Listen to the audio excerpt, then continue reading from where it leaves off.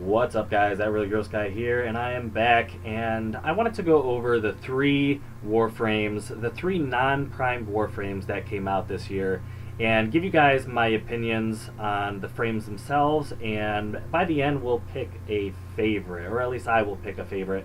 But I want to go over their powers, I want to go over their strengths and their weaknesses, and I want to kind of give you guys a good idea of the three frames, and if you're a newer player, then maybe one of these will tickle your fancy.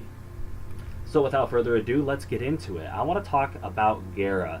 Gaara is a frame that came with the Plains of Eidolon update and is actually set up so that you can get Gaara fairly early in the game. Now you may get your hands on one or two other frames, but this is a quest-based mod, and the Plains of Eidolon is now fairly early access for newer players.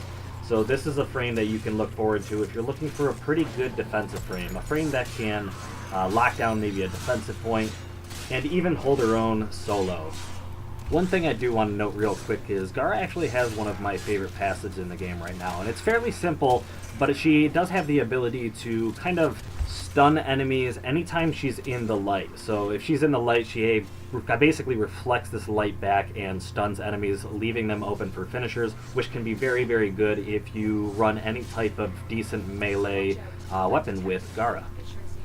Also, in my opinions, is her first ability is one of my favorite first abilities in the game.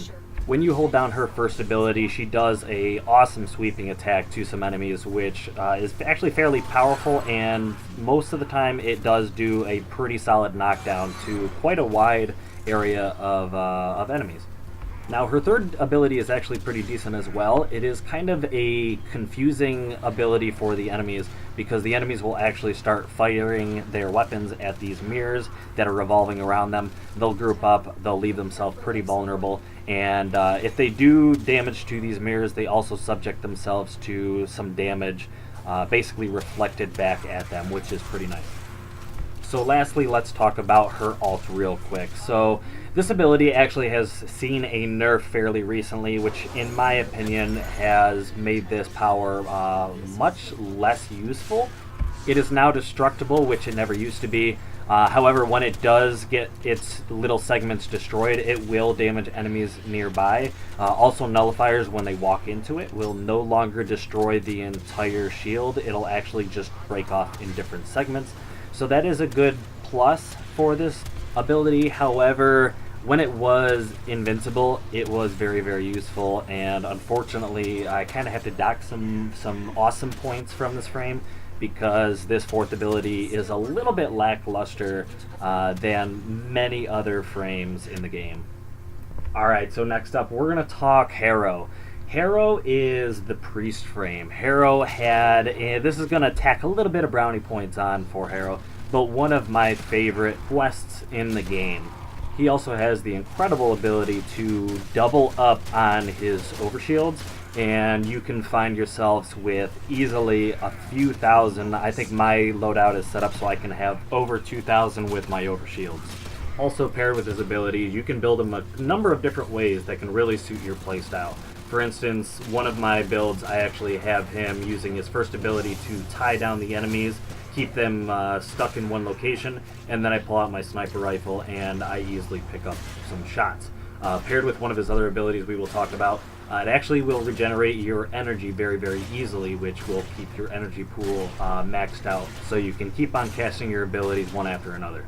You could also choose to go the melee route and use some of those abilities and some of those buffs you get from his abilities to increase your crits and run a very, very viable melee type Herro build. So his first ability is not just good for locking down enemies, but this is also one of his abilities that will return shields to him, which will supply him with a large overshield, which we've already talked about. Secondly, his penance is his second ability, which will take away his entire shield pool, which can easily be restored, but it takes away his entire shield pool to boost his reload, fire rate, and it'll also convert damage dealt to enemies for health for any nearby allies, which makes him a good team-based frame.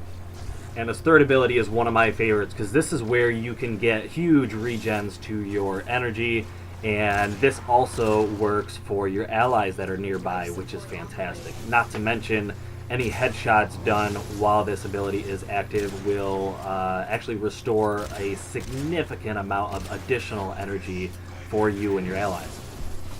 And lastly, his ult. So his ult is going to leave him invincible for just a short period of time, and all the damage that is dealt to Herro will actually increase his critical chance for him and his allies, which can make him very, very, very deadly. Combining all of these abilities together, as well as his usefulness with a team, makes Herro really, really good. Now, when you can stun enemies, increase the stats of your allies, keep your overshields topped off, and your energy, it's just hard to beat Herro. And lastly, we come to Octavia, and Octavia is a fantastic frame. The one thing that I really love about Octavia is her ability to boost stats, especially crit chance and crit damage. She even manages to cause some chaos for some of the enemies as well. So for me, I tend to run weapons that are very, very high in crit and crit damage. I run the Tenora because of its capabilities of firing single fire and rapid fire, not to mention its crits are pretty decent. The fact that the multi-shot comes through will amplify all of those stats. The fact that she can cloak herself, she can increase melee damage, she can increase armor, is just incredible. She is a incredible team player. Any decent team will thrive with a solid Octavia in their squad. Her first ability is going to draw in the fire of your enemies and is actually going to cause them damage.